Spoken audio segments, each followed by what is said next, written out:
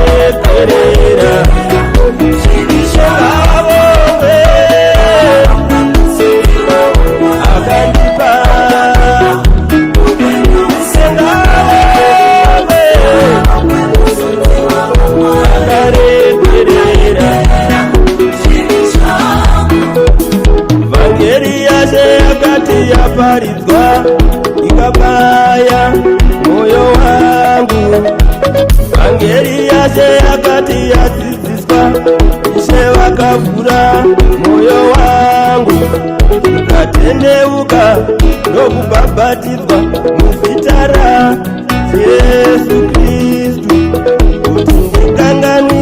zvivi zvangu ndigopiwa chipiwa chamweya mutsvene akandipa isengave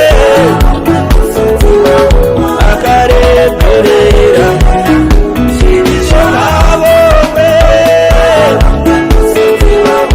akandipa isengave akareperera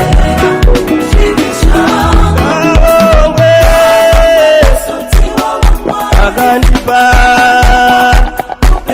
isengave akareperera zvishongave akandipa isengave akareperera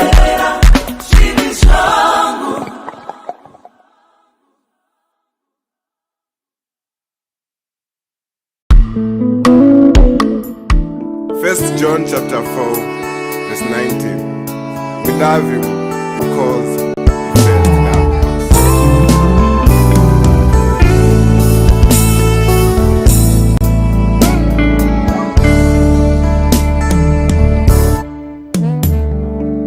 Lord, we love you.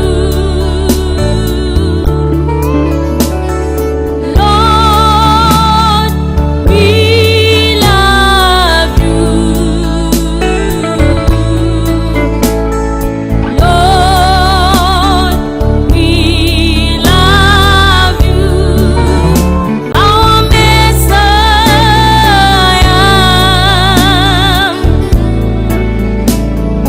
Lord, we love you. Lord, we love. Lord, we love you. Lord, we love. Lord, we love you. Lord, our Messiah, we love you. Our Messiah, Lord, we love. Lord, we honor you. Lord, we honor you. Lord, we honor you. Lord, we honor. Lord, we honor you. Our Father, we honor. Our Father, Lord, we honor. Christ, we thank you.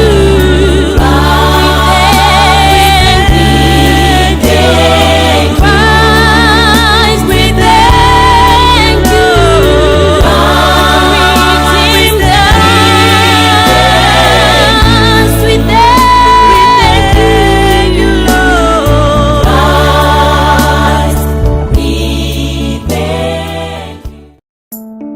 First John chapter 4 verse 19. We love him because he first loved us.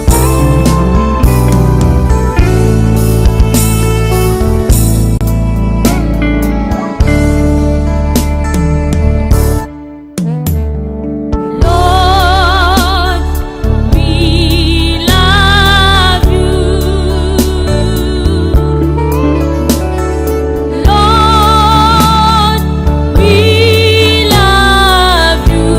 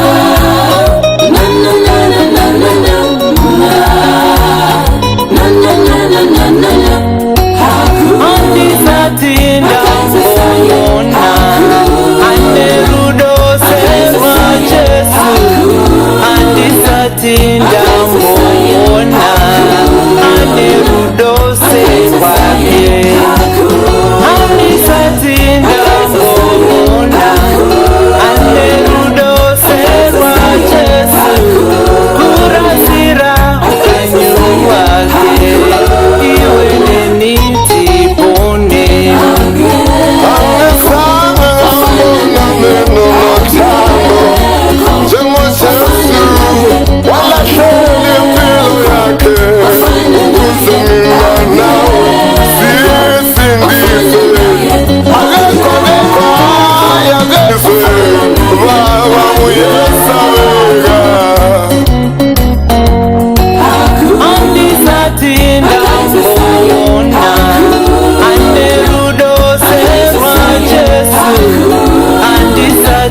ndamboona ane rudo serwake handisati ndamboona ane rudo serwa Jesu kurasira upenyu hwake iwe neni tipone akatukwa akarohwa akazvidzwa iye ari Mwari handisati ndamboona ane rudo serwa Jesu akazvidzwa akasekwa akashorwa iye ari Mwari handisati ndamboona ane rudo serwa Jesu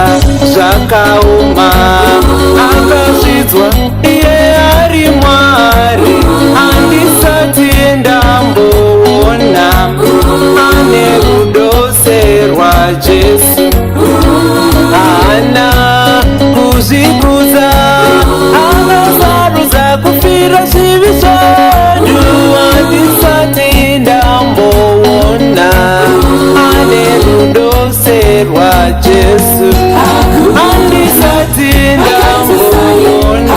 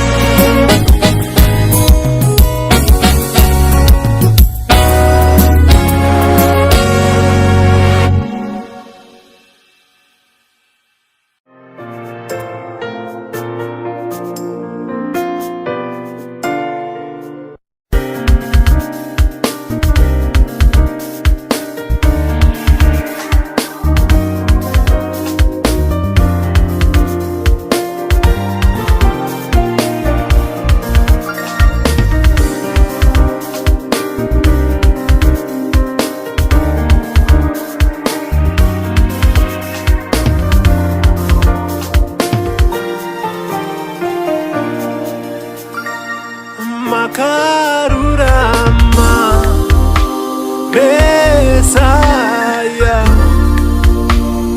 makarurama Messiah makarurama Messiah makarurama Messiah Mihla yonke awuthinti Jesu wethembekile wena ulungile Nkosi Jesu wethembekile Nkosi Jesu wethembekile. Viewers, welcome back. We welcome you back to live streaming. Our network has been a challenge. It's been a challenge today, but we hope it will be resolved so that you will hear everything we are sharing on this platform. So I will repeat the question that I posed earlier on. The question is, we are revising a Canaan series part 5, Bera's family. That's the subtitle, Bera's family, taken from Genesis chapter 14. So the question is, what have you learned? If you listened to this sermon, this testimony, we want to know your contributions on what you have learned from this teaching, Bera's family, Canaan series part 5. So send your contributions to the number that is appearing on your screen. I will repeat the number. The number is the 0771. It's a Zimbabwean number. That is +263 771 987 322. I will repeat again. +263 771 987 322. That's the WhatsApp number. So send your contributions through that number appearing on your screen. So we have another contribution. Okay, Pastor Ereng will read that contribution. Welcome back, brethren. Before we went on a break that was caused by our network problem, we just want to thank God we are back now. So I am having this contribution from brethren. Her name is Christina Mfushwa. Tete Christina Makadi, tinofara kuva nemi. Good morning, Wafudzi. What was the question? Please, I'm just coming in. I think Pastor Marange has revised the question. We are revising the Canaan series part 5, Bera's family. And I want to believe you have heard the question, because you have now sent in your contribution. It goes this way. I learned that the war Abraham went to fight was not his war. That was number one. He was in his tents peacefully. It was Lot who was not content to live under Abraham as a beneficiary and decided to live and settling towards Sodom. But in Genesis 12 to 14, we learned Lot was in Sodom. Oshaya kuti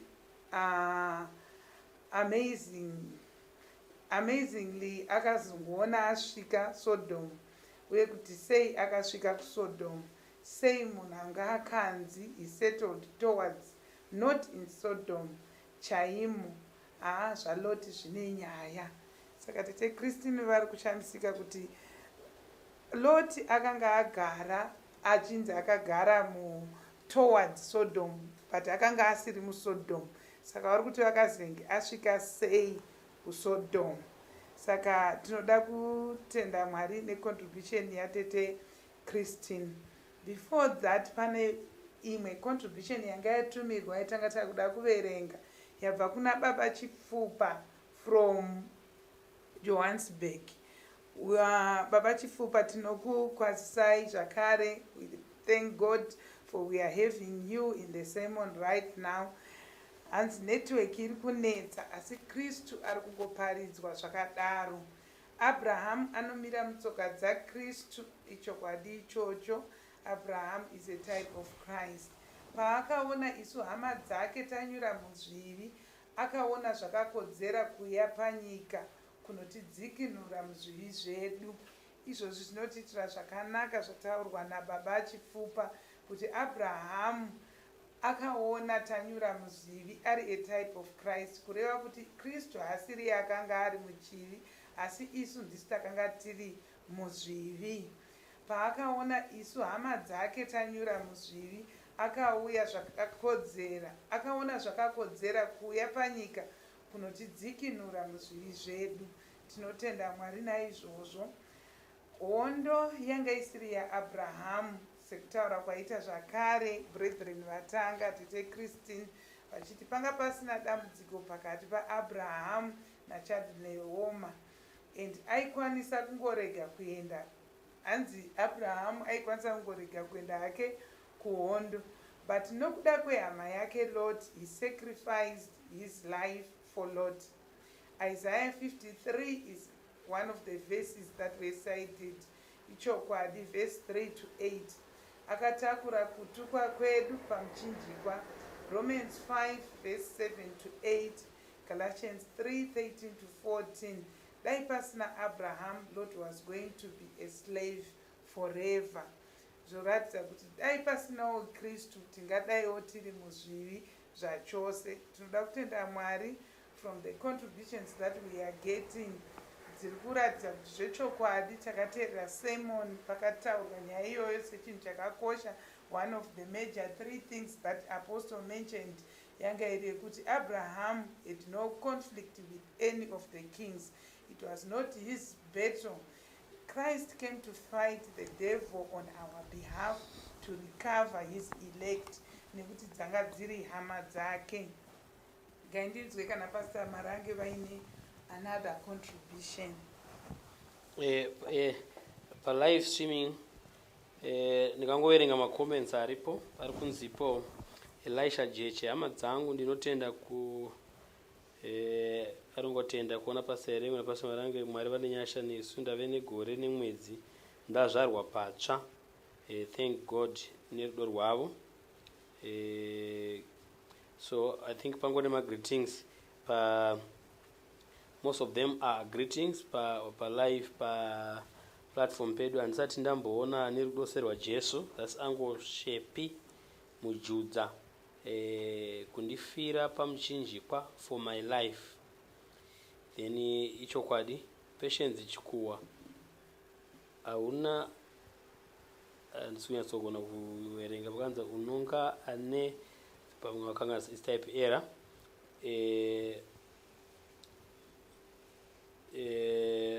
Love day chafesuka. Amen. To the songs concerning Chimanikira and such number one and Jesu, amen and amen.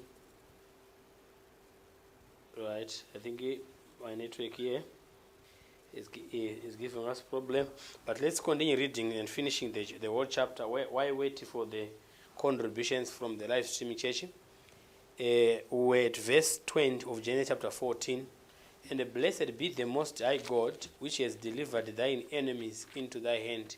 That's Chedorlaomer speaking to Abraham. And he gave him tithes of all.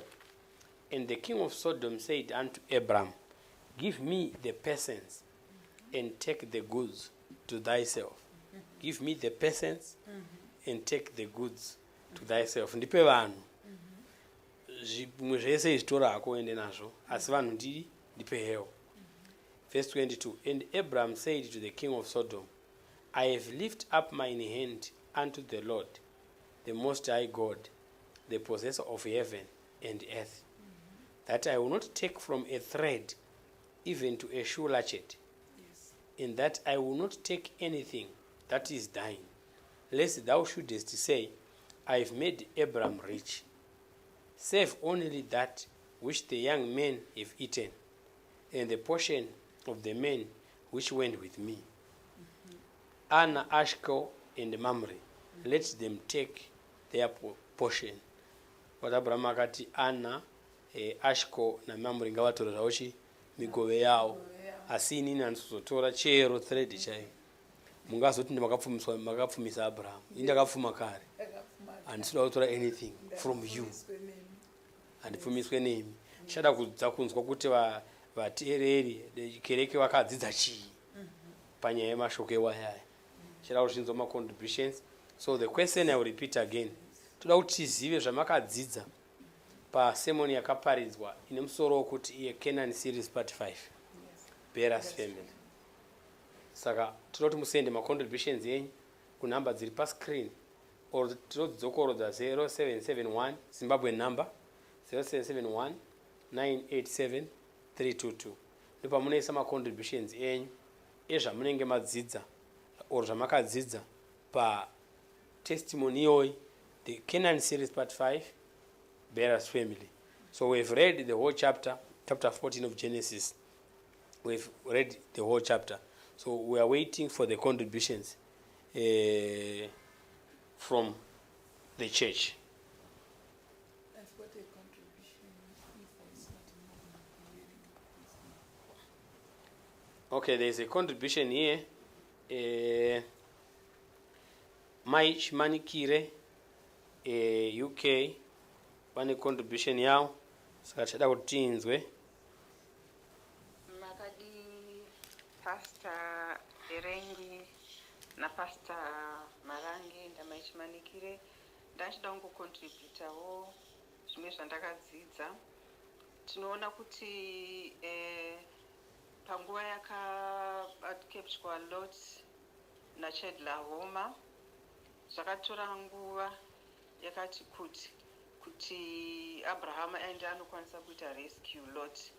Iyoyo time iyoyo inorepresenta time yakatorwawo naIshe Jesu Kristu kuti azotisunungura, iri salvation plan yaMwari yakutibvisa muchivi chekutanga chakakomitwa naAdamu naEve. Ndo zvimwe zvinhu zvandakadzidzawo ipapo. Atenda. Tinotenda mai Chimanikire necontribution yenyu. Tinofara zvikuru kunzwa kuti muri kudzidza. Panapa zvakare ndine imwe contribution yabva kuna Prince Chando. Hondo yanga isiri yaAbraham, but ihama yake Lot. As Christ paakanzwa kuti his elect are now in sin, akauya akazotirwira kutiponesa kubva kuchivi. Romans chapter 5 verse 6 to 8. 1 Peter chapter 2 verse 21 to 25. I think tingada kuiverenga tinzwe contribution yao kuti contribution yao ibude zvakazara. Romans chapter 5 verse 6 to 8. Right. For when we were yet without strength, in due time Christ died for the ungodly. For scarcely for a righteous man will one die, yet peradventure for a good man some would even dare to die. But God commendeth his love toward us, in that while we were yet sinners, Christ died for us. So Prince Chanda arotaura kuti Kristu hondo yanga isiri yake paakanzwa kuti his elect ari kurepresenta naLot vaenda muchivi, ndo paakauya akazotirwira by his suffering on the cross, by his suffering in the sinful body. Ndobva atambura Kristu, ndobva atiburitsa muchivi kutirwira kunani, kuna Chedlahoma. Ndo zviri kutaura Prince Chando. Tinotenda Mwari ichokwadi ichocho kuti ndiko kuponeswa kwatakaitwa. Kristu achiuya, bose vazhinji vanobvunza ka nyaya yekufira, kuti bose vanoti Kristu akauya akafira munhu wese pamuchinjikwa. Saka panapa the contribution ya Prince Chando, what it simply saying is Christ did not die for all, but he died for what? For his elect. Tinotenda Prince Chando ne contribution yako. Chenesai matarise okay, arusala nyaya. Then my Munashe Chris, greetings brethren. Rufaro Evuru, morning family. Aziz, the morning brethren. Sophia Guni mangwanani akanaka hama then Abraham Gunika ndinopa kutenda neshoko ndinopakurira amaansa nambo ndipakurira musi nenguva amunondipakurira musi nenguva ndobvati amen. Then Deka, greetings our mothers in Christ and Hama all over the world. Those are the contributions on live streaming. Tinoda kutenda Mwari. Ndachida kubata yabatwa namai Chimanikire vaburitsa zvakanaka ishu yekuti period ye-enslavement yanga iri Lot under the other kings which had captured him yairepresenta the period yatanga tiri under the sin which is from Adam to the cross. Ndafara nekuti vaiburitsa pati iyoyo yakadzidziswa naapostoli vachitaura ishu yekuva pasi peuranda hwechivi hwatakanga tiri. So we can move on to another contribution. Let me have this one. Havana kutaura zita ravo. Abraham achiti haana chaanotora achimirira Kristu. Havana chavanoda kubva kwatiri zvenyama, asi vanoda mweya yedu kuti titende kwavari. Alright, Tete Gutsa from Ireland. Tinotenda Mwari. Tete Gutsa makadii. Tinofara kunzwa kuti you are live streaming with us. Tinotenda Mwari nekudzidza nechikamu chamakabata chamuri kutaridza kuti Abraham anga kamirira Kristu. Ichokwadi ichocho. Saizvozvo Kristu havana chavanoda kubva kwatiri. Ichokwadi ichocho. Kristu havana chavanoda kubva kwatiri. Regai ndinzwe another contribution. Brother Terence from Ireland. Bera and Besha are a type of people. Instead of following Abraham, who represents Christ in this matter, after he rescued them, they chose to give him their wealth instead, but Christ wants them instead. Brother Terence waburitsa point yakanaka zvakare yakadzidziswa ipapo kuti Kristu haasi kuda zvinhu, aida mweya yevanhu, anoda vanhu. Iye haadi zvinhu. Saizvozvi Bera naBesha vakange vaofa kupa Abrahamu zvinhu, kwete kuti vapechi vanhu. Vanhu vakanzi tipei. Vanhu vakati tipei vanhu. Asi zvinhu torai. Zvinhu torai. Vanhu ndokubva vachuza kuenda naBera naBesha. Yeti Bera naBesha vakange vatadza kuvarwira. Asi Abrahamu akanga varwira, ndo vakaopta kuti avamude. That's how people reject the gospel of the truth at the expense of prosperity gospel. Vanhu vanoda shoko rinovapa zvinhu. Nokuti uyu akanga ati the fact yekuti Bera naBesha vari kuti torai zvinhu, vari kuratidza kuti vanogona kuita zvinhu kwavari kuenda. Zvekuti vanhu havana kunge vaona zvinhu zvaAbhurahamu, vakaona kurwa kwaAbhurahamu, vakasaona zvinhu zvaAbhurahamu, asi vaiziva zvinhu zvaBera naBesha. Ndobva vati chero tikaendesa izvi isu Bera naBesha. Saka kureva kuti ma-prosperity preachers vanotebhula zvinhu kumberi, sezvavanoita vachiratidza kuti handina motikari yandovhunduka, handina chakati chakadai. Vanhu vanenge vachiona motikari dzacho zvechokwadi, vasingazive futi zvakare kuti ivo ndo vaitotengera munhu waMwari zvinhu zvacho. Bera naBesha vanhu vaive kuti vaitonga vanhu ava. Saka zvinhu zvanga zvina Bera naBesha havasi kuziva kuti ivo ndo vaitozvishandira zvinhu izvozvo. Munoona here pasere contribution yakanaka pakuti Boza ari kubudisa kuti when Abraham, right, when Chedorlaomer, the first thing first, Bera and Besha, they rebelled against Chedorlaomer. They were serving Chedorlaomer for 12 years. Yes. The 13th they rebelled. Chedorlaomer came in to besiege the land. Yes. In the 14th year. So they ran into the mountains. They they could not defend their people. Yes. Bera and Besha, and the kings, the other three kings, they could not defend their people. They could not fight for their people. They could not deliver them from the hands of what? Chedalaom. Yes. But Abraham, because of Lot, but Christ, because of the elect, Yes. he went to that war. He delivered the people and the goods.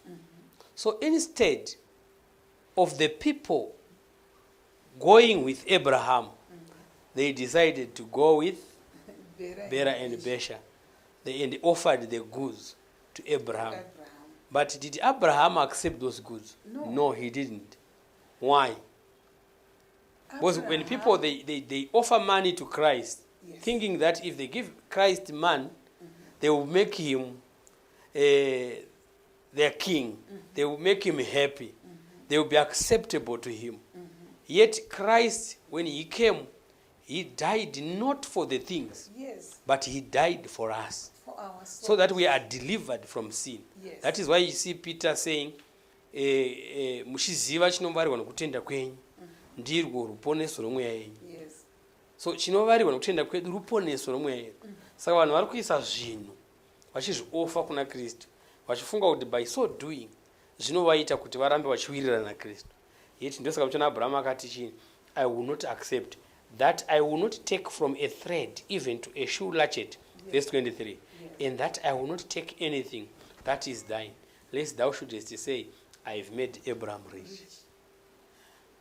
Abraham, are a type of Christ. He knows that he owns everything.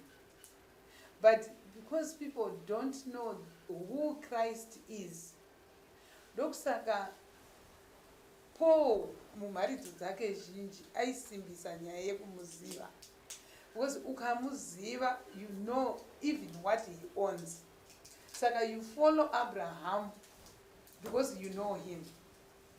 Yes. Ukama hulipo pakati pa Lot na Abraham, zvokuti Lot ka haana kuda kuzoti rega nditevere Bera na Besha, because he knew Abraham and they were related before. Vanenge aitoziva the relationship. Ipapo pakaparidzwa issue ye predestination zvakanaka kuti he knows his people already. Vanga vachizivana nechekare. Lot chakaita kuti arambe achienda naAbraham, it was because he knew Abraham. And these other people never knew Abraham. Vakanga vasina kukama naAbraham. Okay, sapasa erengwe muri kuti mimi chinoita kuti munhu atevere Kristu. Yes. Knowledge yanenge aziviswa pamusoro paKristu. Yes. Kureva kuti unopiwa zvokumuziva. Yes. Kana wamuziva womutevera. Womutevera. Haugoni kumutevera usina ruzivo, usina kumuziva. Vakaramba kutevera Abraham. They never knew Abraham, they knew Bera and Besh, but they didn't know Abraham. Zvekuti akadzikinurwa havana inazvo. Even nekusevhwa kwavakaitwa naAbraham, hauna kutozviona. Wakatoprefer wavaiziva. All right. Pane ma-contributions vana. Pane ma-contributions. Good morning, Amamuna Kristu. That's Patrick Kove. Ishmael Mponda. I'm just seeing which part are we discussing on Canaan series. It's part 5, Hama. Part 5, Canaan series, Bera's family. Then tinanonzi Gilean Claudeta Gotora. Pa Genesis 14:13, tinoona one that is kept to tell Abraham. Zvichireva kuti Lot aitotaura zvaAbrahama neukuru hwake. Saka it means Abraham aitozikanwa muSodom, pointing to the prophecy of Christ as Savior. Okay. Then tina Puru Ejira. Angoti Pastor Rengwe. Then tina Michelle Egboe. Good morning, pastors. Bera and Besha showed that they did not want to submit to the authority of Abraham. They wanted to continue in their sin and did not want to humble themselves. Yes. Tina Shadinari. We can also say that Bera and Besha are used in this story as an example. Then Tina Ananzi Dean N. And who do you say are the elect? I think I ask you now, but no, not like that. Say, I don't know, Tanga Chiriwa Papi. I'm not like that. Say, the Tanga Chiriwa comment, I told him, sorry, and out in the papi. But about who do you say are the elect? I think tingada kumpindura mvunzo iwoyo ukuthi who do you say are the elect. Chekutanga andigone kuti atisisi kutadaro kuti who do we say, akusi kutaura kwedu kuti titi awa ndo ma elect, asi kuti kutaura kushoko la Mwari ndo kunotaura kuti who are the elect. Saka shoko la Mwari ndo rinotaura nezve ma elect, atisirisu oro ini ndingataura kuti ma elect ndananingi, nekuti atizviparidzi isu asi tinoparidza Kristu akarorerwa pamuchinjikwa. So iroro shoko ratinoparidza ndo rinotaura who are the elect. The elect, my brother, ndi avo vakatemerwa nyika isati yavambwa. Tinowaona sei isu? Tinoona kuwaona nezvinhu zvakawanda. Number 1, chekutanga shoko rechokwadi rikaparidzwa vanoritenda, vanovhurwa mwoyo kuti varitende. Ende kana varitenda vanobhabhatidzwa ugamuchira mweya mutsvene. Kana vadaro tinowaona vachirarama sezvinodiwa neshoko raMwari. Ndo watinoti the elect. Ivavo ndo maonero atinovaita mushoko raMwari kuti these are the elect. Asi tinozviziva kuti varipo vamwe vanogona kuuya vachita senge elect. Ndosaka Paul achanzi hama dzenhema. Varipo hama dzenhema. Asi isusu ndosaka tati isu hatigoni kuti isusu titi ava ndo ma elect. Asi tikaona anenge aona achitenda shoko rechokwadi, akaritenda akaita zvese zvinodiwa neshoko raMwari, tinomidza hama.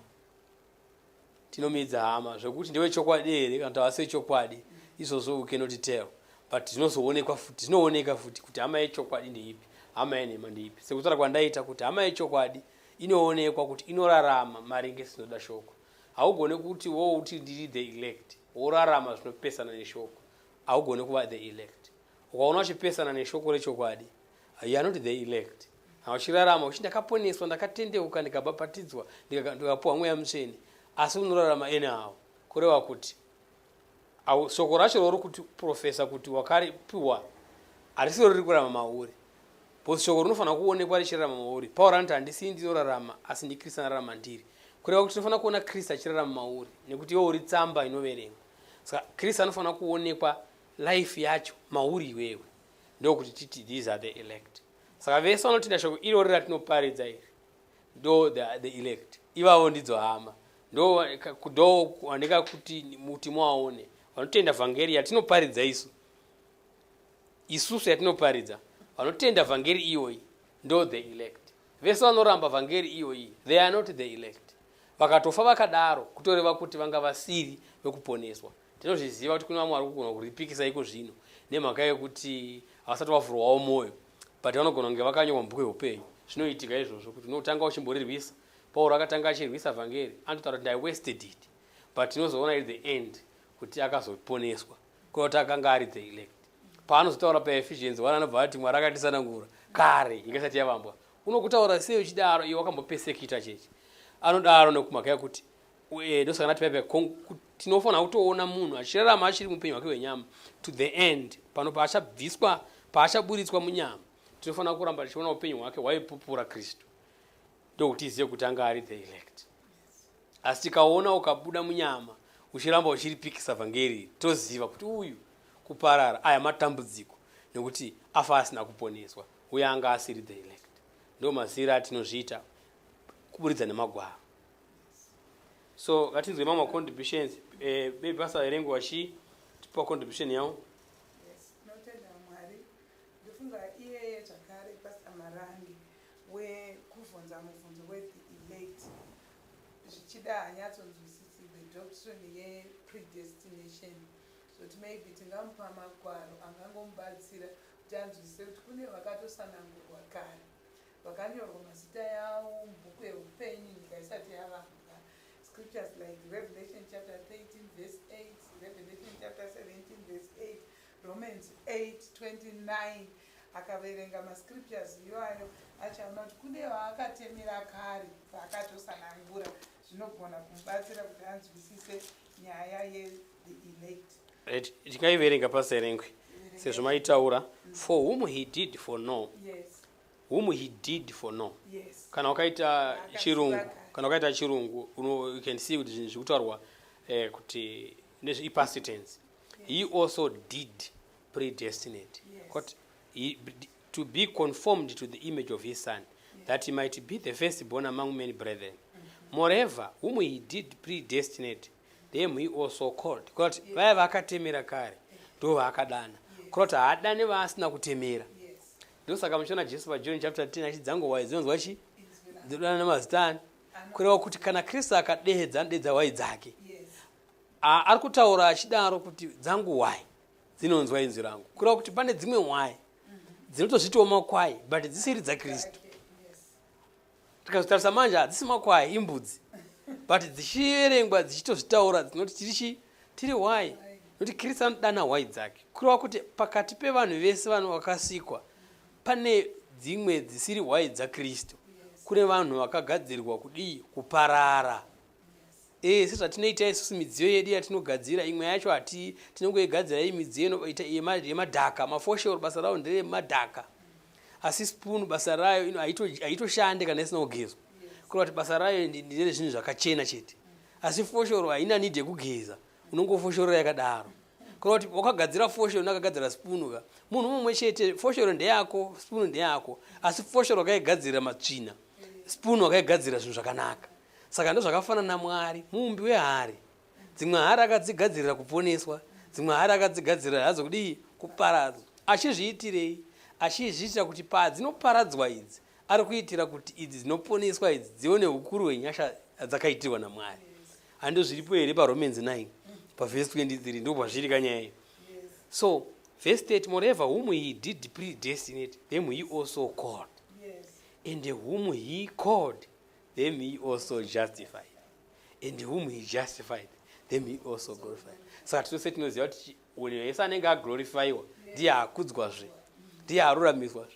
Kureva kuti haaruramise waasina kudini, waasina kujustify, haajustify waasina kudana, haadani waasina kutemera, haatemere waasina kuziva kare. Saka nyaya yepredestination, saka hakuna anoramba kuti kune the elect. Saka the elect ndo ava vakadi vakaitwa predestinate, vakasanangura kare. Tiri kuwanza kuma DN pamubvunzo wavo wanga wabvunza kuti ndevapi iva vava. So tine imwe contribution iri panapa. Yes. Shadinari, we can also say that Bera and Besha are used in this story as an example. I think Namboiverenga. Then tina no Pilo, king of Sodom, refused to submit himself under Abraham. Genesis 14 verse 21. False teachers refuse to be under Christ, keeping people for hell, making people sacrifice man for salvation. That is true. Seed to my anointing, seed. Because people are seed to my anointing. Pay tithe so that God will bless you. People are wanafunga andi meona kudhara indi chikura vakazhinji madzimai ndaenda kumashirai. Vana baba vaisara vozongoti kana kamari wonzi endai munoripirawo ikoko moto vatinamatirewo. Bosi vaitoona kuti marika iri kunyanya kudiwa, vaizviona kuti mari ndo inodiwa kuchechi uku. Saka ini presence yangu ka is not much of importance. Ndikaendesa mari ndinonamatirwa zvangu zvinoita zviri right. Tinamatire obva pachipo. Mai vaitosvika kuti ndiya babai vari kumba vanamatirei vachitoisa mari iyoyo. Bosi chakapoterewa kunzi mari ndoinodi ndeinokupa salvation. Saka ndo zvakaita vakatora vanhu vakada kukipa vanhu vakati zvipunga zviende hazvo, asi vanhu ndevedu. Tine vana vapapa, sons and daughters of the prophets. Ndevedu isusu. Tine vana vaguti, tine vana vamakandiwa, tine vana vamagaya, tine vana vatom dushe, tine vana vanhingi. Pese pavari kudaro vari kuda kutora vanhu zvipo ndo zvinonzi zviende kunani. Nekuti vanhu vari kumashirai navo pavari kubhadhara havasi kubhadhara vachita kubhadhara kuna makandiwa, vanoti kubhadhara kuna Mwari. Zvipo ndo zvatiri kuendesa kuna Mwari, asi vanhu tiri vanhu vamakandiwa.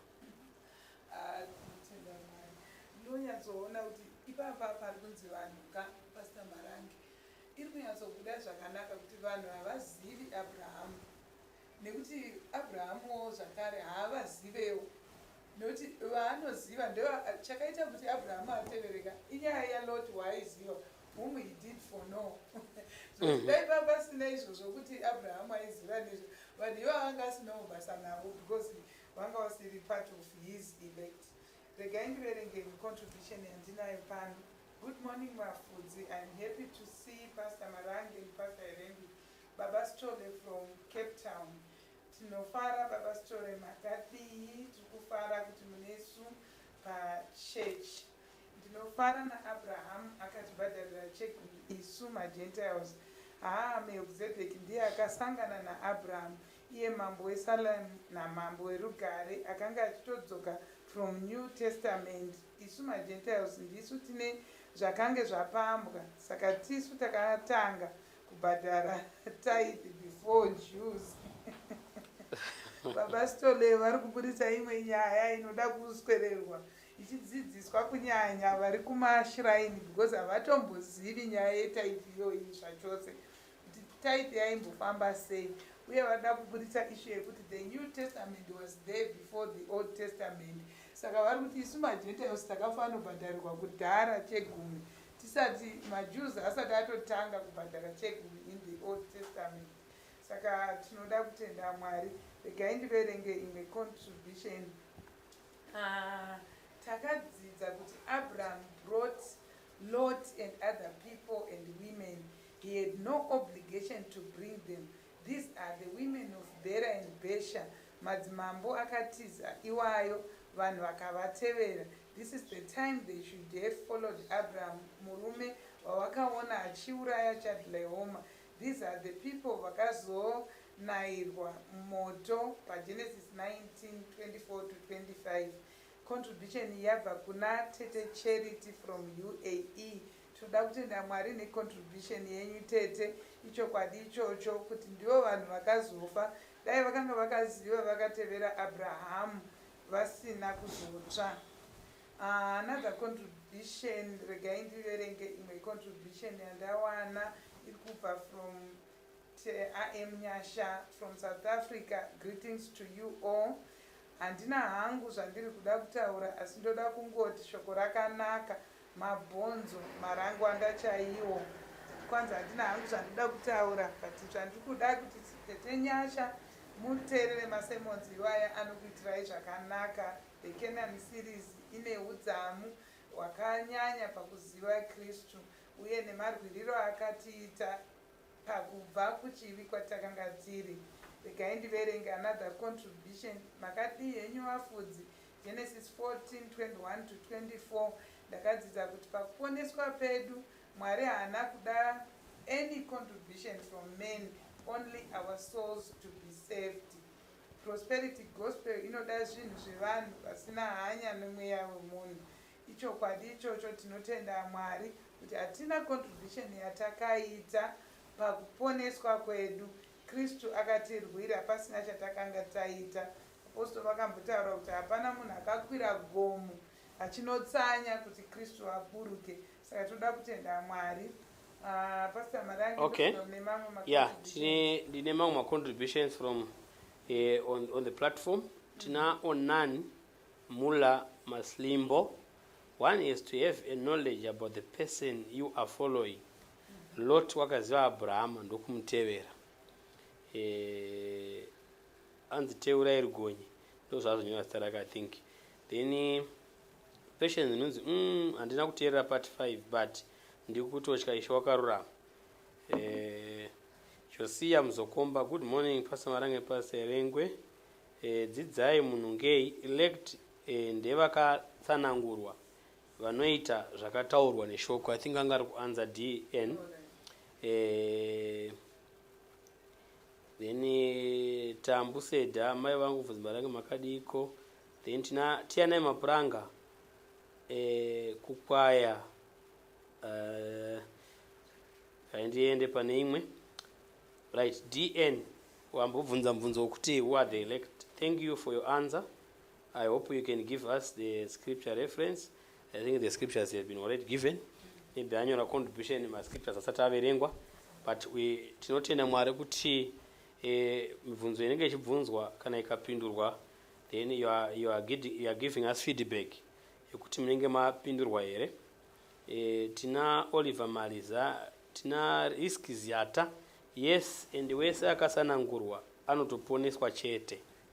Sharon wakabikwa munganda, what manner of love Abraham bestowed on his brother Lot, like what Christ did to us. 1 John chapter 3 verse 1. tina mupumwe moyo. Amen. We are learning the elect are those that believe the word and live it. Amen. Thank you.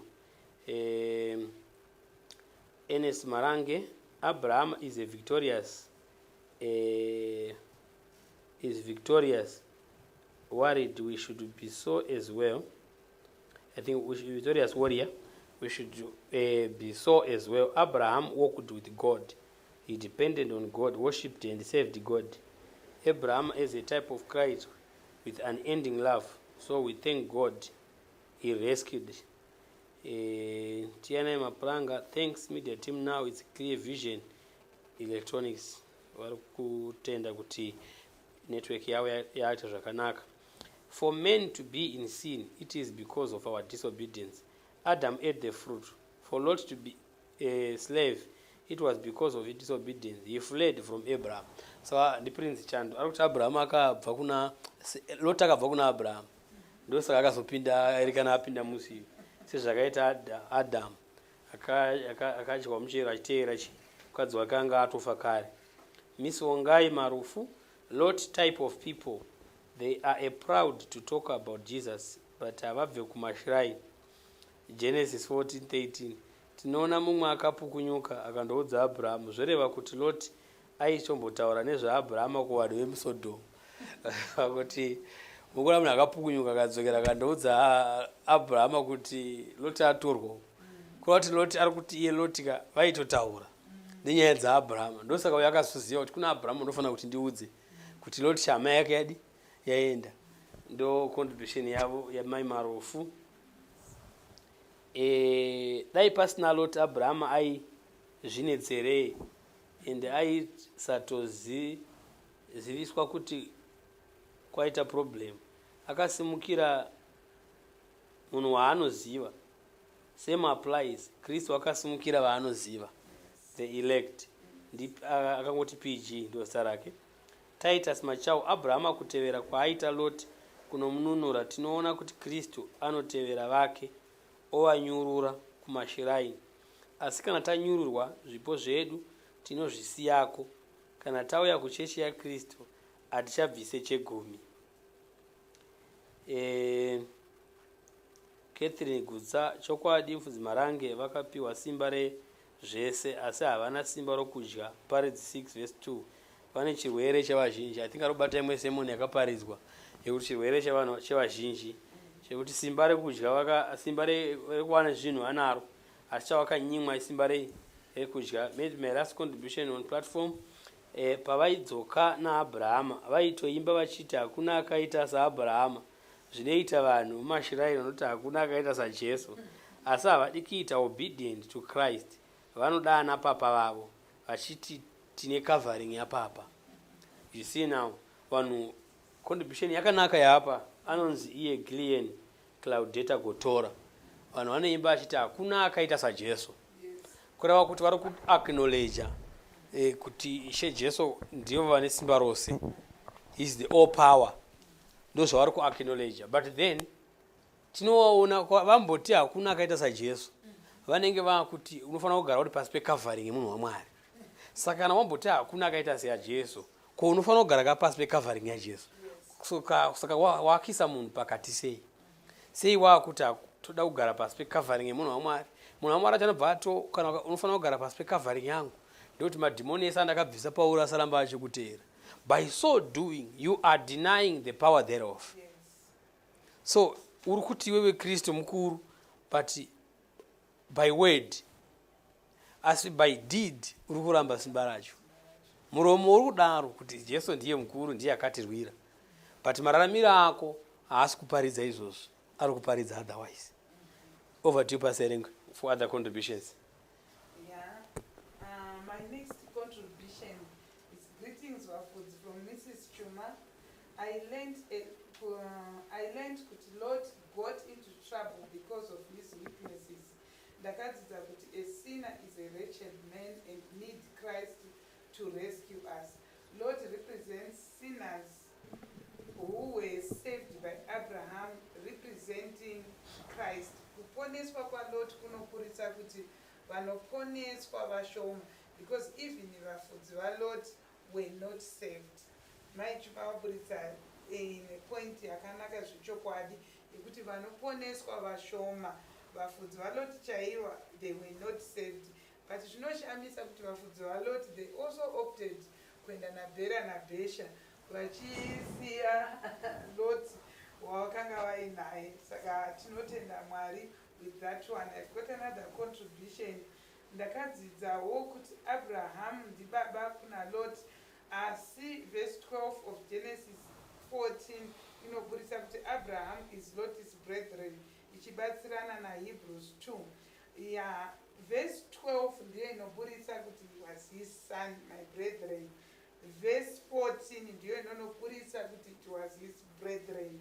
So my brethren Samuel Mangena, you can revisit Genesis chapter 14 and read again verse 12 ndiyo inonyatsoratidza kuti akanga ari mwana. But verse 14 ndo panonobuda ukama hunonobatana neHebrews chapter 2 kuti isusu we are not only sons to God but we are also his brethren. Samuel Mangena ndiro zita rangu from Joburg. Tinotenda Mwari necontribution yenyu. I've got another contribution from good morning wafudzi, tinofara kukuonai, it's my chaipa.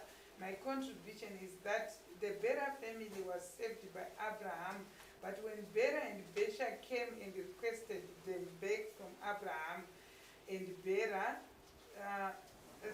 the Bera family should have denounced their citizenship of Sodom and Gomorrah and go and save Abraham, who was the type of Christ. Abraham and his army fought against 5 kings, which 2 kings, Bera and Besha, failed to do, but rather they were cowards and selfish and ran to the hills, but they still felt they had a right to the people which Abraham rescued. The Bera family had a job to show the 2 cowards, Bera and Besha, the greatness of Abraham and how he had fought with the valor, and tell them how he saved a mighty God. Saka mai chaipa tinofara kuti muri kubatana nesu pasermon yanhasi patiri kudzidza revision yeBera's family. Ndiri kuona mabata nyaya dzakakosha ichokwadi kuti Bera's family yaifanira kutoona ukuru hwakanga hwaratidzwa naAbraham, asi vakachuza, they opted to follow Bera and Besha instead of following Abraham who had helped them. Regai ndiverenga another contribution. This one is from Shinurai Willard. Good morning, brethren. I learned that the family of Bera was captured by Chadlehoma, and their father hid in slime pits, failed to save them, meaning that people were taken captive by Satan, and Abraham, who represents Christ in this matter, fought for the family that is sinners.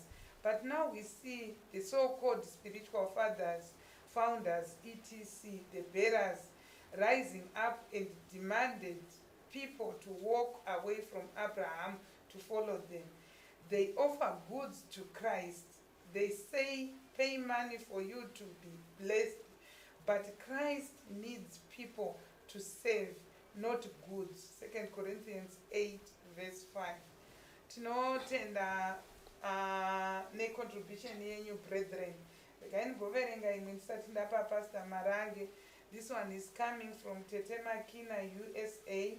Makasimba here, Anna Mother, good to see you all. This is Tetemakina from the USA. Bera akafanana nevashumiri venhema vanoda kurambira nevanhu kuti vasasununguke kubva muzvivi. Mwari havadi chemunhu, ndosaka Abraham as a type of Christ akaramba zvinhu. Tinotenda Mwari zvechokwadi, Mwari havadi zvinhu zvedu, vanoda isu. Psalms 50 verse 7 to 12, Acts 17:24 to 25. Zvechokwadi Mwari haana chaanoshaya. Gaindipe Pastor Marangi vanoratidza kuti vane mamwe ma-contributions. We want to thank you, brethren, for participating, knowing that this is our food every day. Saka zvakatikoshera kuti tinge tiri kubatana nevamwe panguva yekudya. Regai ndinzwe Pastor Marangi. Okay, thank you, Pastor Renge. And thank you all who are participating in this discussion, this revision exercise on the part 6, Canaan series, Bera as family.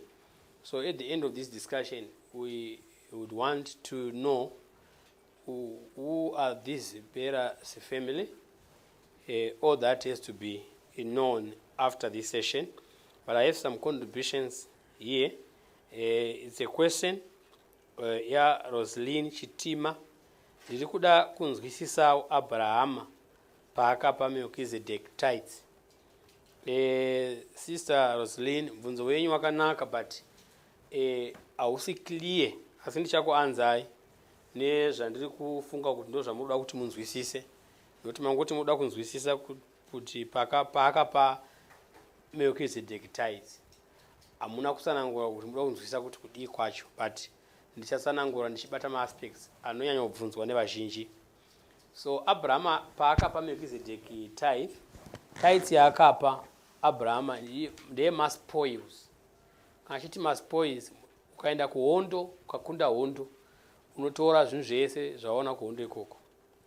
Mombe, mbudzi, makwai, zvese zvaona ikoko unozvitakura. Ndokuti uti wakunda hondo. So ndo zvakaita Abrahama paakakunda hondo nechidhiroma. Bochidhiroma paakakunda Sodom neGomora akatakura zvinhu, akatakura nevanhu. Abrahama wao achikunda akatakura zvinhu, akatakura nevanhu. Saka zvinhu zvakatakurwa naAbrahama ndo paakapa Melchizedek tithes. But transaction yakavapo yakaya kuti chekutanga Melchizedek akapronounce kukomborerwa kwaAbrahama.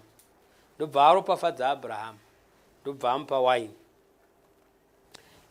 And blessed be the Most High God which has delivered thine enemies into thine hand, and he gave him tithes.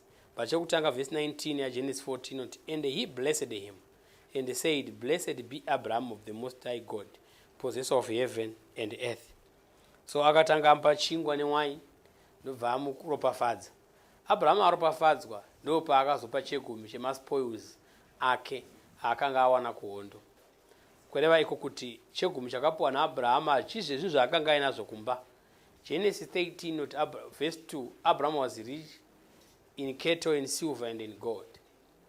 Abraham did not pay tithe of his cattle, his silver and his gold, but he paid tithe of the spoils dzaakatora kuna Chedorlaoma.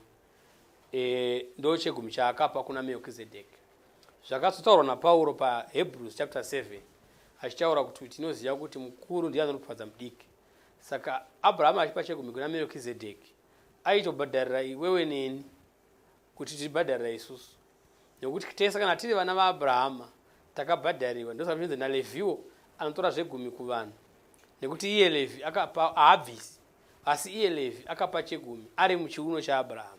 Kureva kuti Levi akapa chegumi ari muchiuno chaAbrahama. Levi ndiyo rudzi rwouprisita. Isusu tiri rudzi rwouprisita. Nyaya inotambanuka zvayo, asi tichangoikata.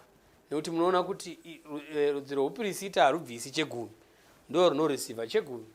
Isusu tobva tanzi tiri royal priesthood. Kureva kuti kana tiri priesthood, tiri royal priesthood, we receive, we don't pay. So takatobhadharirwa naAbrahama. Abrahama anoreva a type of Christ. Saka ndiye akatibhadharira. Ndingati ndo muchidimbu kubhadhara kwakaita chegumi naAbrahama. Ende haana pamwe futi paakazombobhadhara. Akabhadhara kamwe chete ipapa kuna Melchizedek. Hapana futi ukaverenga Bhaibheri rese pakazobhadhara Abrahama chegumi kuna Melchizedek. Melchizedek anofanirwa nemwanakomana waMwari kumusoro ndiKristu. Ndokwaakabhadhara. Abrahama anobhadhara chegumi to a pastor, to an evangelist or prophet, teacher or an apostle. No, he gave to Melchizedek. So hatigone kuteera Abrahama tichiti akapa chegumi kuna Melchizedek stopawo nenzira iyoyo. It has been explained. Asi ndokurudzira kuti muteerere sermon inonzi further chegumi chii further explained. Inogona kubatsirai. Mukaitsvaka iyo inokubatsirai kuti munzwisise maringe nechi nenyaya yechegumi. Vanogona kuteerera zvakare masermons akaita se-understanding Melchizedek yakaparidzwa naApostle. Yes, ndizvozvo. Yet another imwe yatakaparidza inonzi Melchizedek's bread and wine. If they listen to such sermons, it will help enlighten them on Yes. the issue of Melchizedek. Then tina more good Bobo. But I also wonder why these people, they didn't even ask Abraham to go with them, since they saw how powerful he was from rescuing them. They waited for Bera to decide for them. Ndine imwe hama inoti kana gore richipera iro gore rediri ratinare ere zvinyangadzire. Panosvika muna December paya 31 December anotoenda kumuprofita ondobvunza kuti gore rangu randakupinda rakamira sei. Ndoende here uramba achienda kubasa here wandorega. Haaende kubasa kana asina kubvunzira. Kureva kuti achitoona kuti Kristu ndiye akamufira ndiye anofanira kunamata. Still anomirira umwe munhu kuti amudecidire. Yakanaka contribution yenyu. Tine Rachi Makora takadzidza kuti destruction is coming for those who don't want to follow Christ but choose to follow their men of God. What happened to Sodom and Gomorrah was an example for us. Ichokwadi, it is an example to us. Rosalini Chitima, because Abraham was a type of Christ and Melchizedek ari Kristu zvakare, and Kristu zvakare, andina kunzwisisa Rosalini Chitima nowazibatsira tinashe chinzvende Lot akanogara pakatarisana neSodom and Gomorrah akazopedzisira ave kugara imomo. Tambu said, mumashiraini kusanganisa mvura dzemudenga nedzepasi totenda Ishe nemvura neshoko rakadudzirwa. Tina Percival Mawaya. On your question, Pastor Marange and Erengwe, we see Bera and Besha representing the Old Testament and Abraham as Christ refusing the words of the Old Testament as it is seen in Matthew chapter 19. Barnabas Gumbo, I have discovered kune awa wakauya ne message kuna Abrahama kuti Lot abatwa. They knew kune mumwe anogona kununura Lot. Saka vaimirira vashumiri vanhasi kuti muponesi ndiKristu Jesu. Nonopilo Abraham, Christ, was forced to go and retrieve Lot, the elect captured by sin, because he says in John 10 verse 28, no one will snatch them out of my hand, meaning the elect. Ichokwadi nonopilo, Christ rescued us from sin. Then Tina Brent Decker, I haven't listened to part 5 yet. However, when all the captives were saved by Abraham, it shows that God's mercy upon the world is on account of his chosen ones. As in Matthew 5 verse 45. The elect kuti Mwari kana achida kutiponesa kuya kwake kutambura ari munyama, it was on account of his elect, the chosen, those who were predestined. David Fuwani, ndinokumoresai vafudzi, ndinokumbirawo kubvunza kuti paGenesis 18 verse 1 to 2 Abrahama akanoonana naKristu nevatumwa here kana kuti vose vari vatatu vaiva vatumwa? Mubvunzo wenyu wakanaka chaizvo, but handigone kudayirai iko zvino nekuda kwerevision yatiri kuita. Tikatanga kudayira mubvunzo wenyu tinoita mutserendende tikabuda mudiscussion yedu. Saka tinongodayira mubvunzo inenge ine mhinduro dziri pfupi dzisina kurebesa kuti tisazobuda mudiscussion yatinayo. Asi ndingangokuudzai muchidimbu kuti mumwe wacho wakanga ari Ishe. Ndosaka kwanzi Ishe nevatumwa. Mukaiverenga zvakanaka inokutaurirai kuti ndiIshe nevatumwa. I'm tempted, and the Lord appeared unto him. And the Lord appeared unto him in the plains of Mamre, and he sat in the tent door in the heat of the day. The Lord, he was the Lord, and he lifted up his eyes and looked, and lo, 3 men stood by him. These 3 men by him, and when he saw them, he ran to meet them from the tent door and bowed himself toward the ground. Ndomusonza Paul achitaura kuti akagamuchira vatumwa yaAbraham vanga vadziri ngirozi, asi ndiIshe akasangana naye patende in the heat of the day ari muMamre. ndiIshe akasoti handingawanzira Abraham akamutsanangurira zvese nechinangwa chake chaakanga auya nacho. But however ndozi yangu mubvunzo wenyu kwa uchada kuenda mberi uko uchada kuenda pakuti no one has seen God ndichini uchada kuenda kweseko ndosaka ndati asinoda kuanza mubvunzo wenyu wakareba une zvinhu zvakawanda zvinoda kuzodairwa pauri mubvunzo iyoyo kuti munyatsojekerwa nawo. But for now ndangokudairai ndichiti it is the Lord who met Abraham. Ganizo contribution, there are people who have witnessed Christ but still refuse him and follow false prophets. 2 Timothy 2 verse 1 to 7. Christ is not worried about possessions but our life. Genesis 14 verse 21 to 23. Ndisandra Chinema. Hope Nyakujara. Greetings to you all our pastors and all brethren. Thank you Nokutipakura being blessed from Deben. Onise chimakire vanhu vaya vakaramba kuenda kuna Abrahama vanomirira vanhu vasingaponeswe vakaomeswa mwoyo uye vakapofumadzwa mind dzavo. Mark 6:5, 2 Corinthians 4 verse 4. They were not meet to be saved no matter what. Then tinatiyanai mapuranga takadzidza kuti pakaita 2 battles. One yachedhirahoma versus Bera, which is sin versus man. 2 Abraham versus Chedhirahoma, which is Christ against sin. Tinotenda Mwari. Then tinaro zini chitima pamvunzo wanga abvunza abva ati thank you. Tinotenda kuti mapindurika pamvunzo wenyu wamanga mabvunza. Then tiyanai mapuranga atoti pakaita hondo mbiri, sin nevanhu papazoitika hondo ya Kristu nesin. Kuti chii chakakundwa pamuchinjikwa munyama yake neropa raKristu Jesu kuti atiponese. Saka chii chakakundwa wadikani.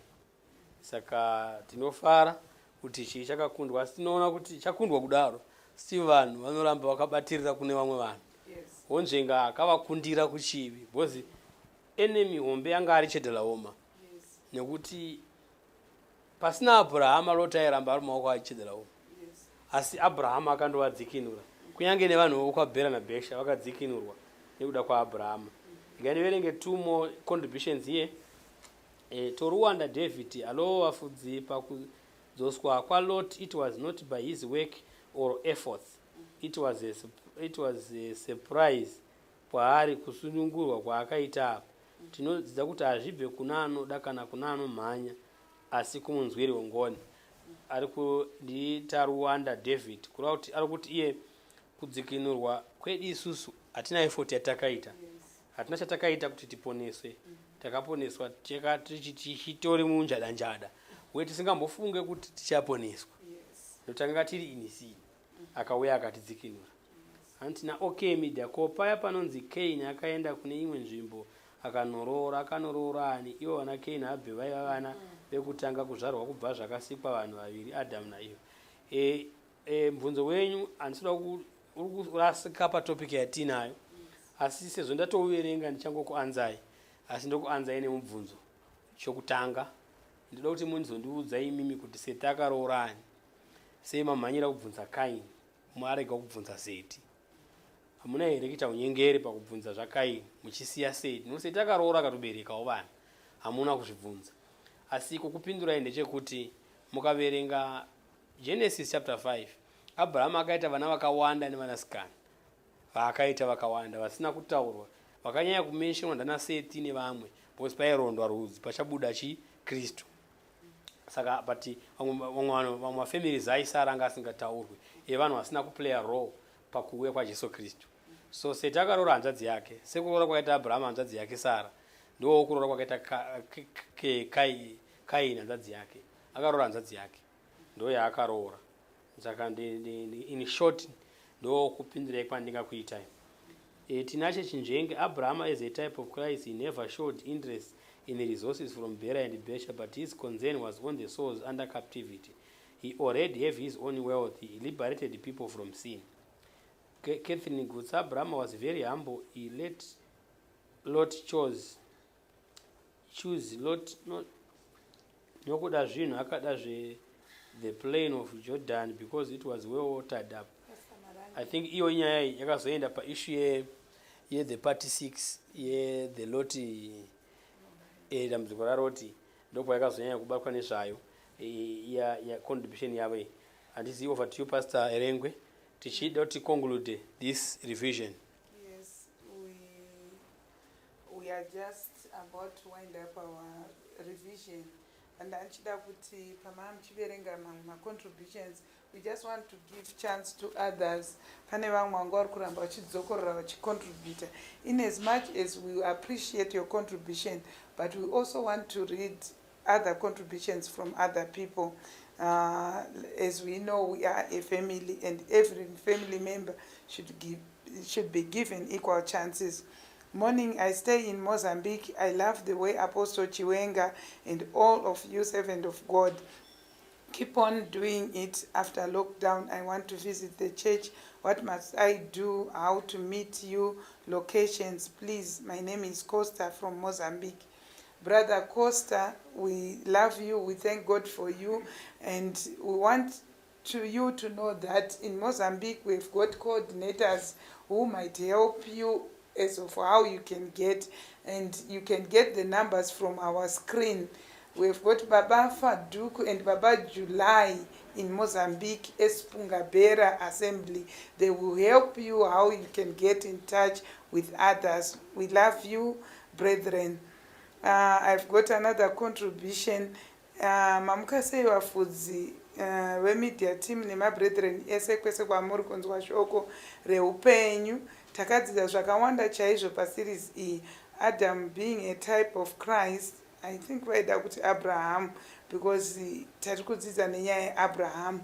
Abraham being a type of Christ fought for a battle for his brother Lot, which was a drama of what was going to happen when Jesus Christ, who had come and fight for us, his brethren, so that we might be saved. Lot himself represented a sinner who could not fight for himself, but relied on Abraham, his brother, to save him. Abraham represented Christ. As Lot and Abraham were not strangers to each other before the battle, those who Jesus saved are not strangers before him, as they were ordained before the creation of the world by him.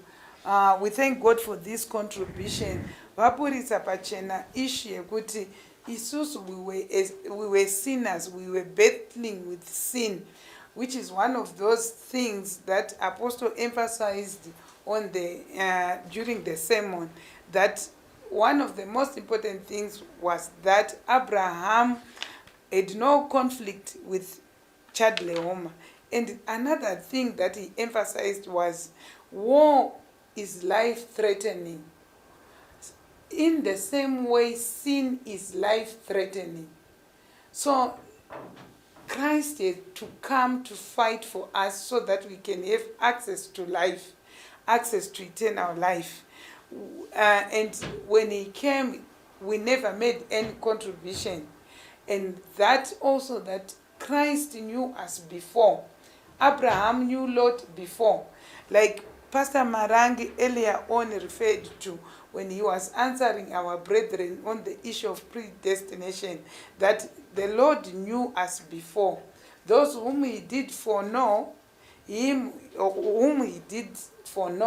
also predestinated. Yes. So this is what was the issue between Abraham, Lot, and the fight between Bera, Besha, Chadleoma, and Abraham, the battles that were involved. We want to thank God for your contribution. I've got another contribution. Hello, I'm Helen from Melbourne. Pane time when Lot was in bondage before Abraham rescued him. This represents the time when we still live in sin before we are redeemed by Christ. This is true, my brethren. That captivity period represents the time before Christ came, period from Adam to the cross. This is the time when we are under sin. When Abraham fought, he went to fight for Lot, not everyone else, showing that Christ redeems his elect, only those he did predestinate. Romans 8:28-30.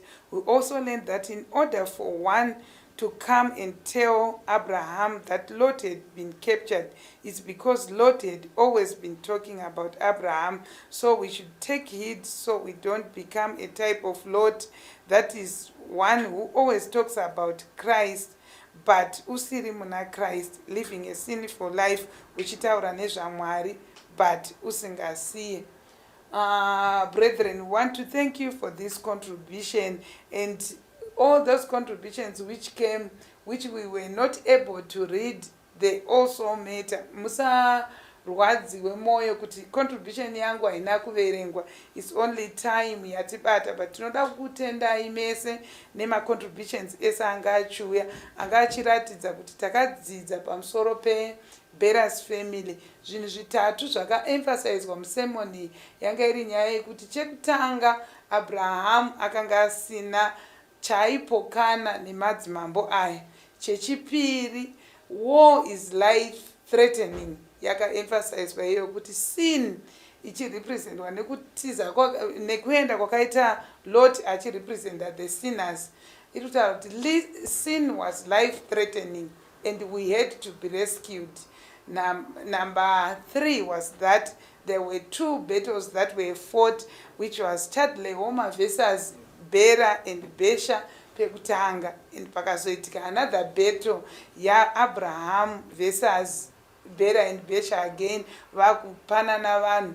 Pakupiwa vanhu paanga kuda kuti iye ati ndiri kuda vanhu, Abraham aida vanhu, but Bera na Besha vaida vanhu, ndokubva vati Abraham tokupa zvinhu. And Abraham akati handina chinhu chandinoda, because he was already rich. Christ is already rich, he needs nothing from us. Toda kutenda Mwari. Regai ndisire Pastor Marange vapedzise. Thank you very much for all your contributions, but I will read these other 2 last contributions to wind up. I think I'm left with 2 minutes to finish up this revision. So this contribution is from Ivan Zimwale from Malawi. With love, ndinotenda ndakazowana tsive remvura inopa upenyu. I thank the Lord for leading me to your ministry. Then pazoita mubvunzo kuda kwashemaka, saka kaindi paakadzingwa akaenda nenzira dzekundodii. So from Adam vana vake vakazoe magenders here. I think kuda kwacho tinenge takubuda mutopic yatinayo nhasi. Topic yatinayo nhasi is part 5, Bera's family, Genesis chapter 14. It has nothing to do with Genesis chapter 4 yamuri refer to. Any tinotenda Mwari nema contributions ese, but to sum it up, tanzwa zhinji pasarekwa chisamarira the 3 things that we should learn from these teachings. Most importantly, tinofana kuziva kuti Kristu achipinda munyama achitambudzika chachi chekuti wewe tiponeswe. Kureva kuti Lot akazvipinza ega musini, Christ was not there. Kuti Adam achipinda musini, Kristu akazongouya kutiporesa kubva musini yatakapinda muyanga. Hondo yanga isiri ya Kristu. Hondo Kristu anga asina dambudziko nachedheraoma before Lot. Asi pakasita dambudziko Lot aendako, ende chaakaendera ikoko akaenda kundobvisa Lot, kuti akaenda kundobvisa isusu.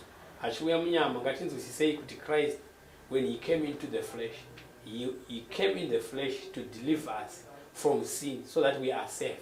We have become his children. So one of the Gentiles, Gentiles, the our ways vasiri vana vaIsrael. And Israel mwana wa ndiye Jacob, mwana wa Isaac ari mwana wa Abraham. Kurati rudzi rwese rusiri rwa Jacob ndo vanonzi Gentiles. Ese vasiri vana vaJacob ndo Gentiles. So don't be confused. Kuti mufungo kuti Adam Israel. Adam hazi Israel. Kuti Israel tori zita raJacob rakapiwa naMwari achichinjwa from Jacob to Israel. So kuti Israelite kuroti vana veimba yaJacob rakafanana ngoti marange, kuti vana vato kumarange. Zvazviri chineva azvigoni kuti vamwe vese voita kwamarange iwo asina kuberekwa namarange. Utova kwamarange kana waberekwa namarange. Utova muIsrael kana waberekwa naJacob. So to sum it up, but we thank you all. Another teaching is coming just after this short break, where we are leaving you to listen to one of our songs while waiting for Apostle to deliver another teaching or another sermon to you. Thank you very much for watching. Thank you very much for listening. Tinotenda Mwari na vose toziva kuti nenyaya lockdown but data rinenge richidhura zvakare, mari dzisipo, but people are sacrificing.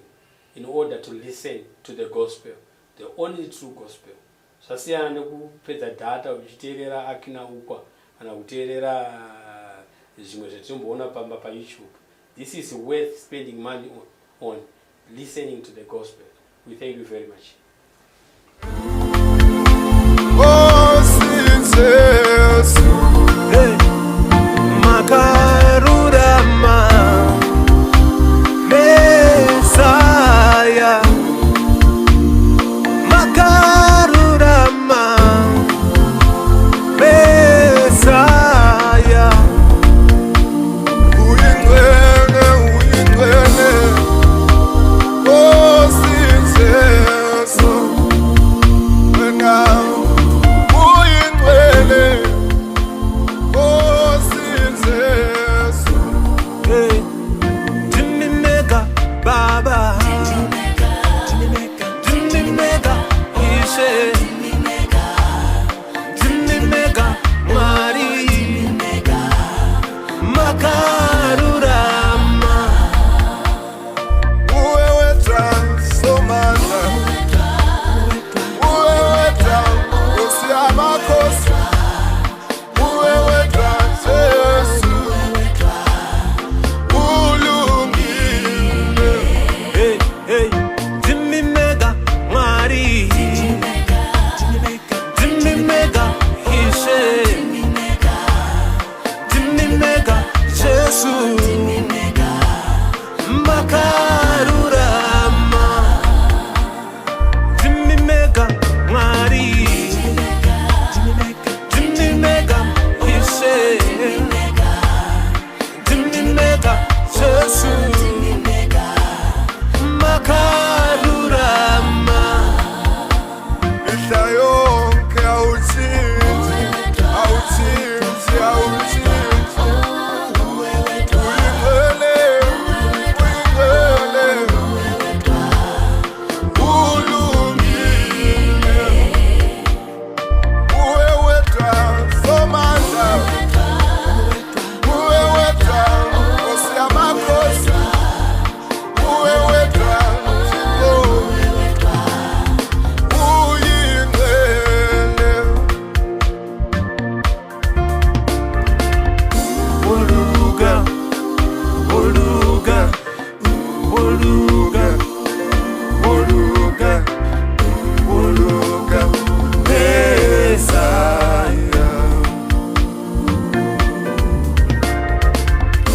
Oluga, Oluga, Oluga, Oluga, Oluga, Nkosi Jesu. Oluga, Oluga, Oluga, Oluga, Oluga, Messiah.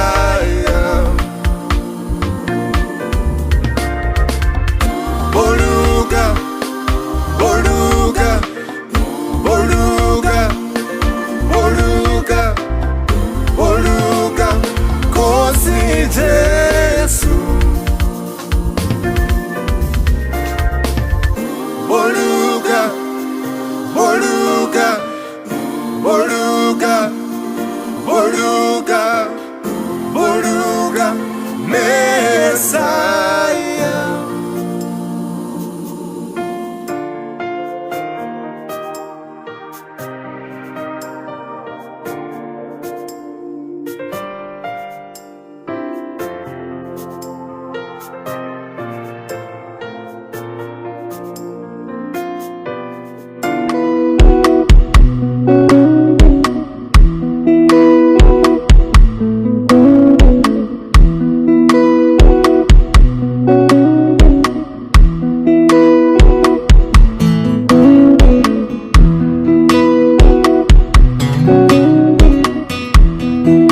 Akandinyurura kubva kumatope, ndianiko?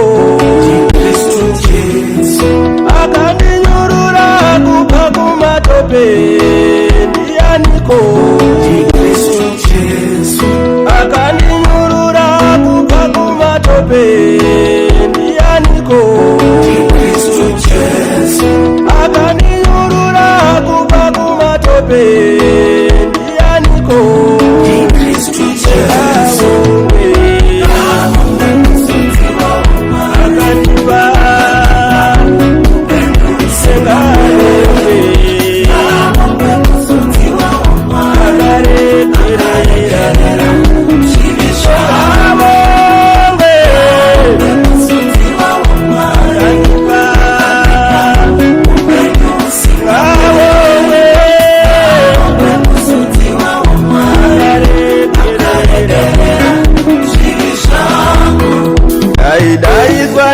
tuko muyera zoko mukanyama piramidi zvakapera ndave mwana waMwari ndakatengwa neropa raShe aive mazuva ekusaziva asi Ishe vakandiregere aiva mazuva ekusaziva asi Ishe vakandiregera akandipa Ishe ngaonge akaregerera zvivi zvangu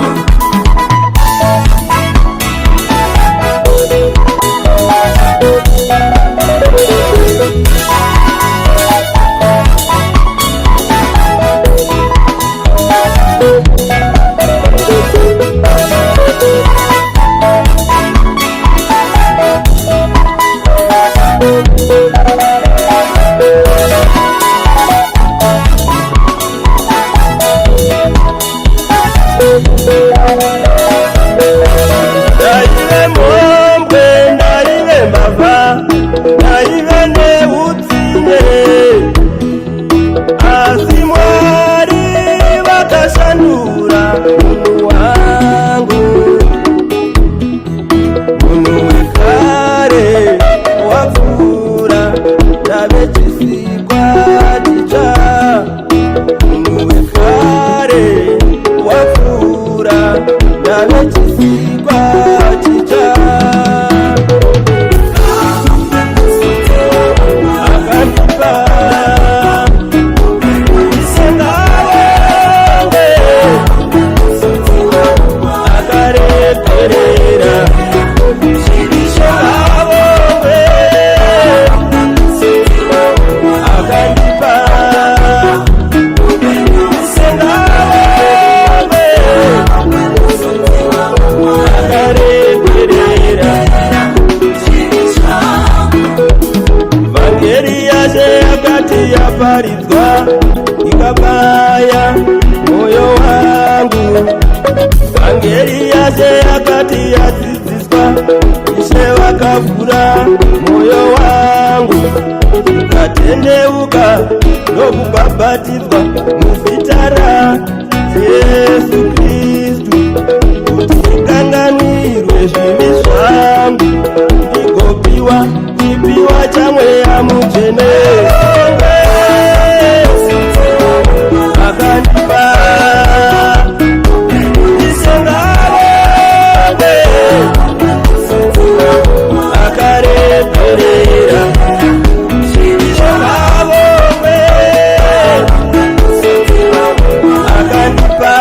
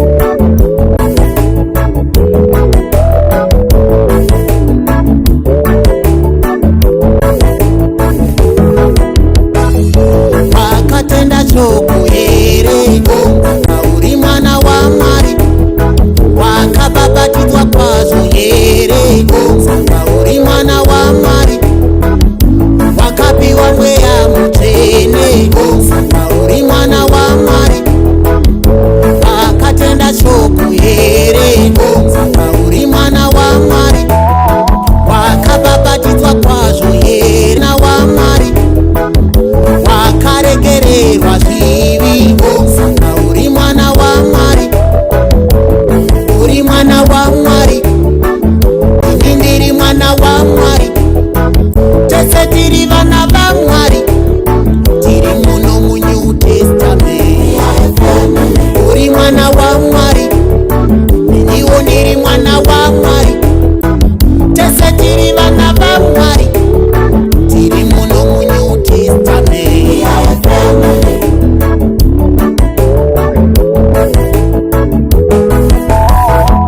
Tiri munyu wenyika, chiedza chenyika, hatizive nyika, tinorunga nyika. Tiri munyu wenyika, chiedza chenyika, hatizive nyika, tisu tinorunga nyika.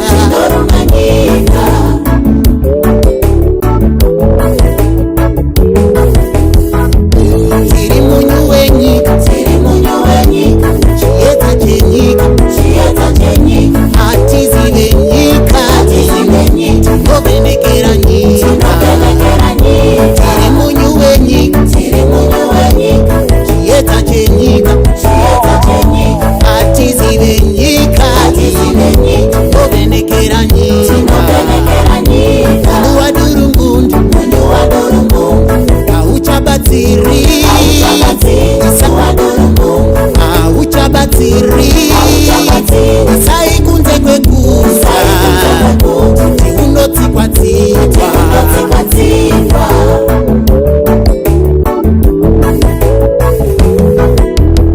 Wabatidza mwenje wako vako zvakanaka, pasi pedengu hazvibatsiri, unovhenekera sei ako mushe-mushe, pasi pedengu hazvibatsiri, unovhenekera sei.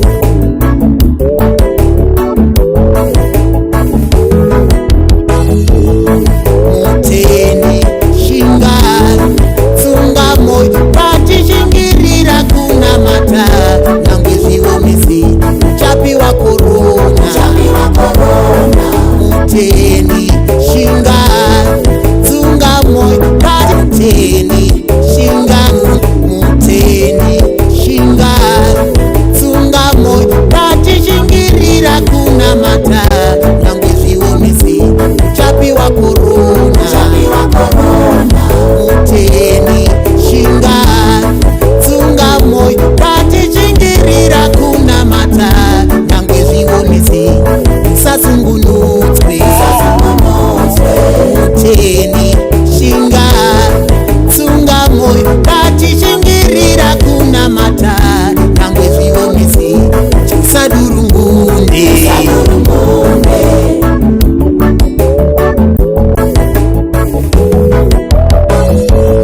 We are a family, a new family. We are a family, a beautiful family.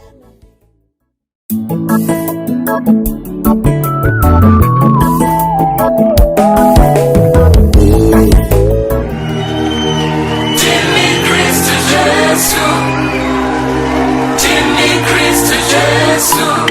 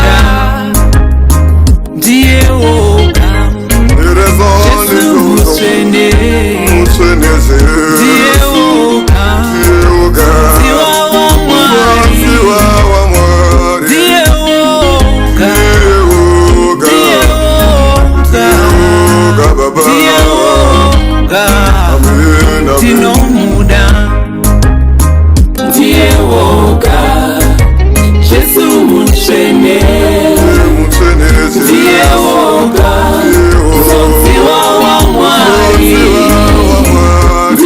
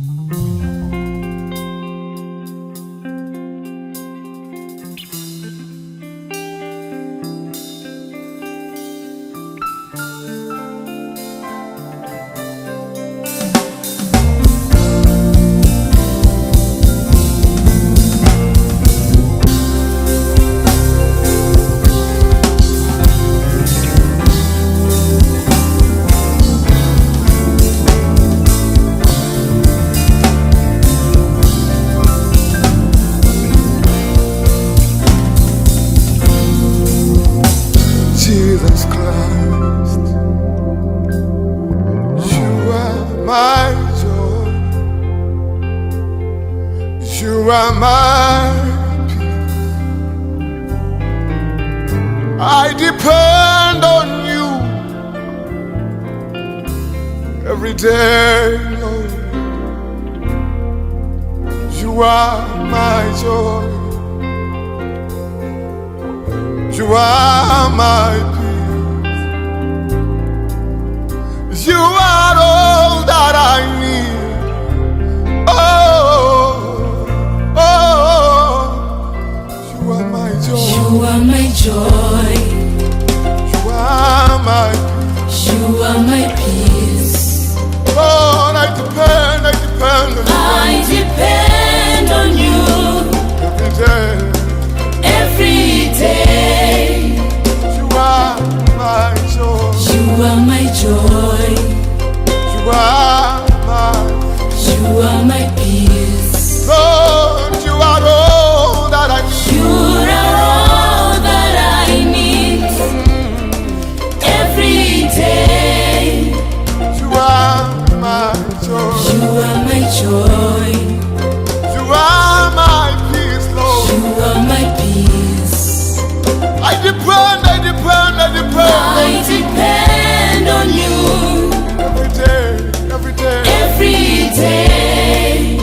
Counselor, Counselor, only comforter. comforter. I depend. I depend on you Every day. every day. You are the counselor. Counselor, Holy Spirit of truth. Spirit of truth. You are all that I need. You are all that I Oh, need. oh, oh,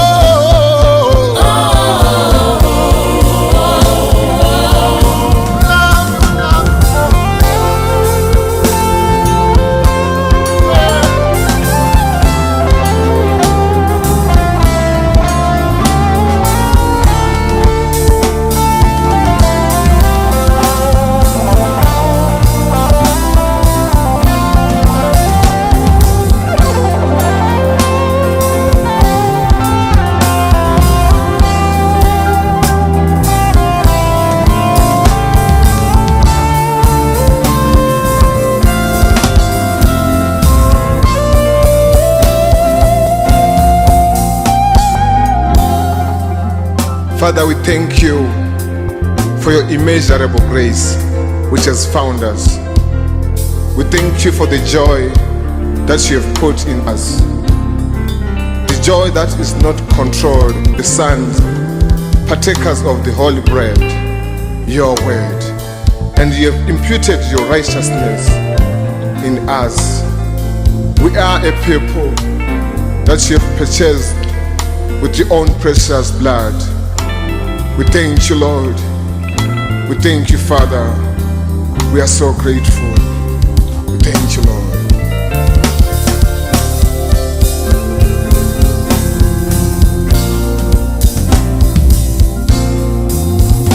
Hakuna kaita semi. Hakuna kaita semi. Timi moka upendo singa peri. Hakuna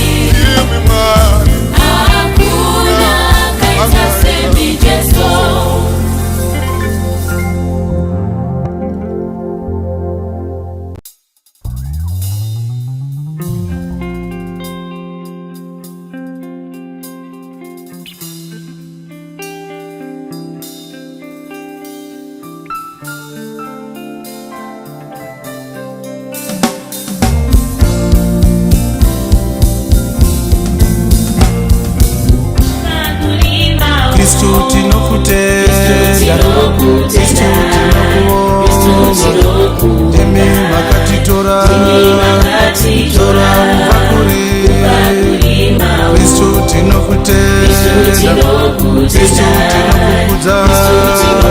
ndimi makatitora kubva kuri, matitora kubva kuri, matitora kubva kuri, matitora kubva kuri, matitora kubva kuri, matitora kubva kuri, matitora kubva kuri, matitora kubva kuri, matitora kubva kuri. Kristu tinokutenda, Kristu tinokubonga, imi makatipa shoko renyu. Kristu tinokutenda, Kristu tinokukudza, imi makazarura shoko renyu, makatipa shoko renyu, makatipa shoko renyu, makatipa shoko renyu, makatipa shoko renyu, makatipa shoko renyu, makatipa shoko renyu, makatipa shoko renyu, makatipa shoko renyu. Kristu tinokutenda, Kristu tinokubonga, imi makatitenga neropa renyu. Kristu tinokutenda, Kristu tinokukudza, imi makatitenga neropa renyu, makatitenga neropa renyu.